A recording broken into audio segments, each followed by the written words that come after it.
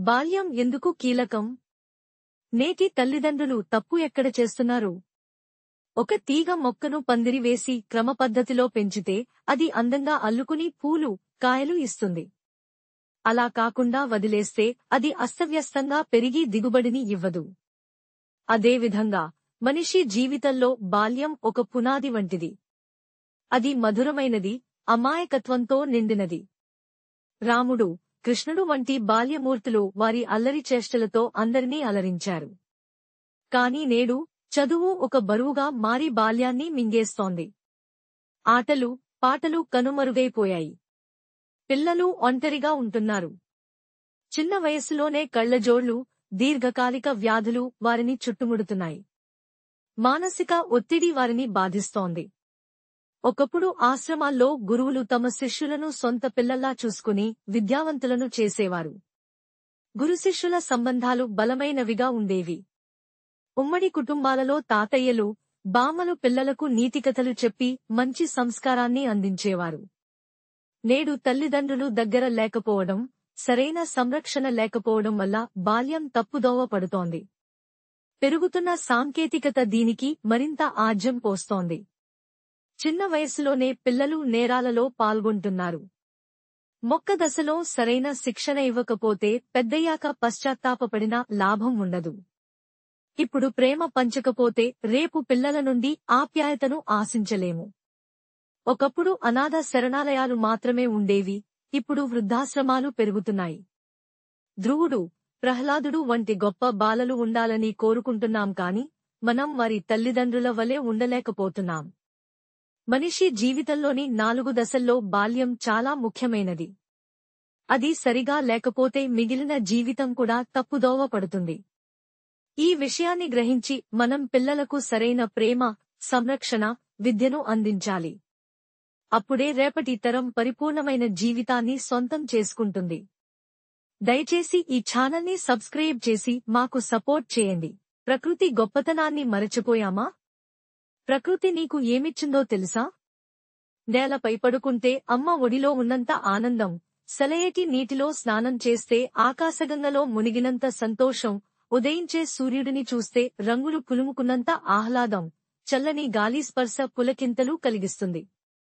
పున్నమి వెన్నెల్లో తారలను చూస్తూ చందమామతో ముచ్చటలాడటం ఒక ప్రత్యేకమైన అనుభూతి. ఇలా ప్రకృతి మనిషికి ఎన్నో రకాల ఆనందాలను పంచుతోంది. అది మనిషికి రక్షణ కవచం, ప్రియమైన స్నేహితురాలు, వైద్యురాలు మరియు అమూల్యమైన సంపద వంటిది.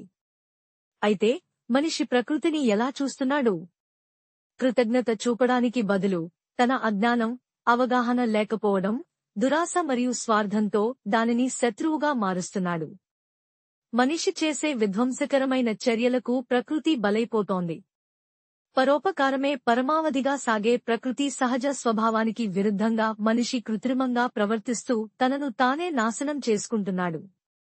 భగవంతుడు ఉచితంగా ఇచ్చిన వరం ప్రకృతి. దానిని అనుచితంగా వాడుకుంటూ, అమ్ముకుంటున్న మనిషి ఎలా దాని మిత్రుడు అవుతాడు? కాలం ప్రకృతితో కలిసి అందమైన ఋతువులను సృష్టిస్తోంది. ఇది మనిషి జీవితంలో అభివృద్ధికి తోడ్పడుతుంది. చిగురించే వసంతాన్ని ఆహ్వానిస్తుంది. మండే వేసవితో వెచ్చదనాన్ని ఇస్తుంది. వర్షంలో తడిపి ముంచెత్తుతుంది. వెన్నెల శరత్తును అందిస్తుంది. వణికించే హేమంతంతో కొత్త చిగుళ్లను సృష్టిస్తుంది మరియు రాలిపోయే శిశిరంలో నిరాశను వదిలిస్తుంది. మనిషి ఈ దశలన్నింటినీ ఆనందంగా అనుభవిస్తూ తన అనుభూతులను కవితలుగా రాసుకుంటాడు. ఇదంతా అవధులు లేని ఆనందం. ఎత్తైన కొండలు, లోతైన లోయలు, గంభీరమైన సముద్రాలు మరియు దట్టమైన అడవులు మనిషికి ఉచితంగా లభించిన వరాలు. ఈ వరాలను వివేకంతో ఉపయోగించాలి మరియు జాగ్రత్తగా కాపాడుకోవాలి. లేకపోతే ఈ వరాలే శాపాలుగా మారి వెంటాడతాయి మరియు పాపాలుగా పట్టి పీడిస్తాయి.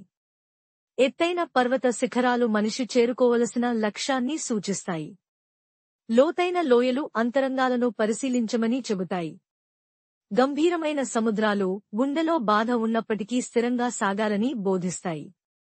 పచ్చదనంతో నిండిన అడవులు బతికినంత కాలం పచ్చగా ఉండమని సందేశాన్నిస్తాయి. ప్రకృతి చేసే ఈ మౌన బోధనను మనిషి అర్థం చేసుకోవాలి. పైపైన చూడకుండా లోతుగా అన్వేషించాలి. ఆలోచనలు స్పష్టంగా ఉండాలి మరియు మనస్సు మాటలు ఒకటిగా ఉండాలి. మనిషికి స్వార్థం ఒక్కటే ముఖ్యమైనది కాదు, ఇతరుల గురించి ఆలోచించడం కూడా అంతే ముఖ్యం. కూడబెట్టిన సంపద మురిగిపోయేలా ఉంచకుండా అందరికీ ప్రేమగా పంచిపెట్టాలి.